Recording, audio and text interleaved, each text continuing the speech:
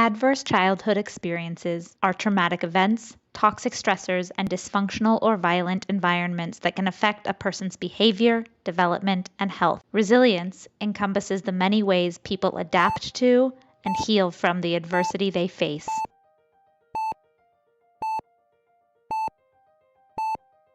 I didn't lose conscience until I got to the hospital.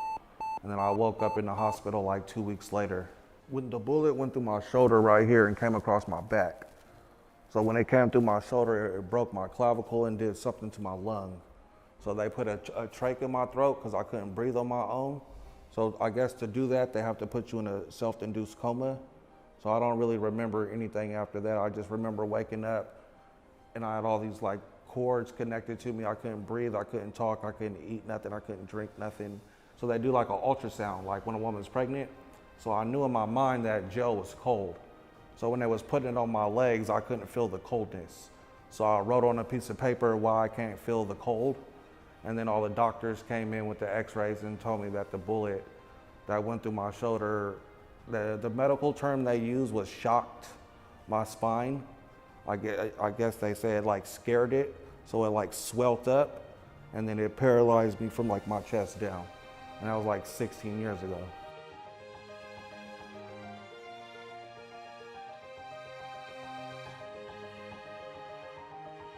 I was a thug. I was a gang member, like 100%. I was a gang member, full throttle, all the way in the lifestyle.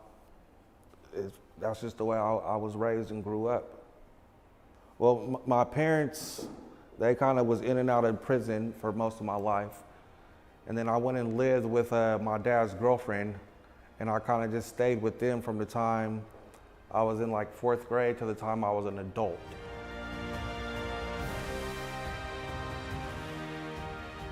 My dad, I haven't seen he was in and out of my life a lot. So when we did finally reconnect, we spent a couple weeks together, and then he was supposed to pay for a book for me to graduate junior high school, and he didn't show up. So after the graduation, me, my cousin Edric, a couple other people, we went to a park right around the corner from the school. We were up there smoking, and this kid drove by on a bike. And I told him, I said, you know, I'm about to beat this kid up and take his bike.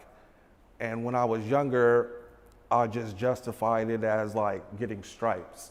But now that I'm older and realize I did that because I was angry that my dad didn't show up for me. And that was the last time I actually seen him. I've never seen him again ever.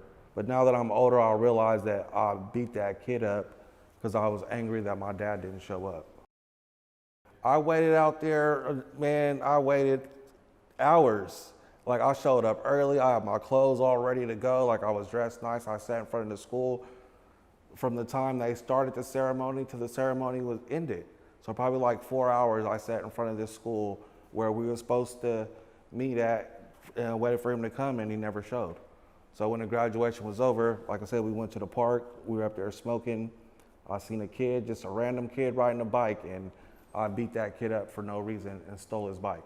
It was bad being so young and have went to so many funerals and have seen so many of my friends died or being shot. Like it kind of does something to you a little bit. It kind of makes you want revenge in a way, but then at the same time it makes you want to go a different route. But I didn't know how to go a different route because everybody else I knew was on the same route.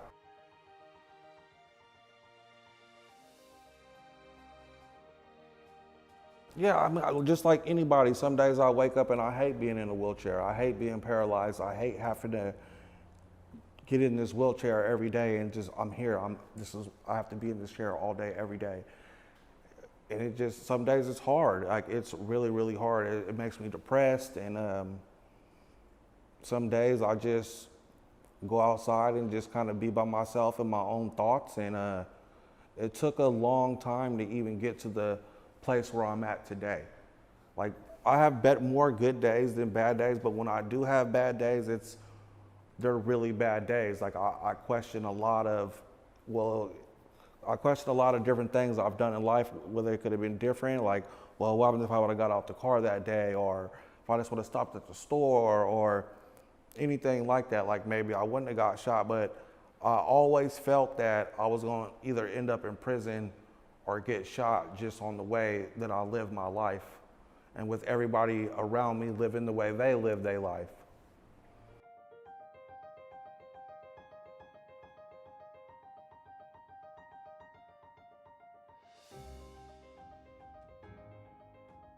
Like, I just watched the news the other day. A 17-year-old got killed, 19-year-old got killed in South Sac 2 nights ago.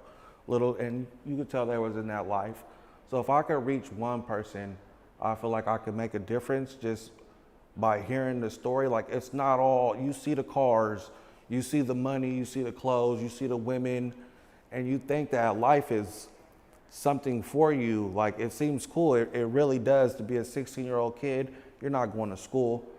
You have a car, you're making more money than your parents. Like, it seems fun, but in all reality, it's not. Because when you go to prison, you in that hospital bed, a lot of them people that you was in that same gang with, they're not there for you at all.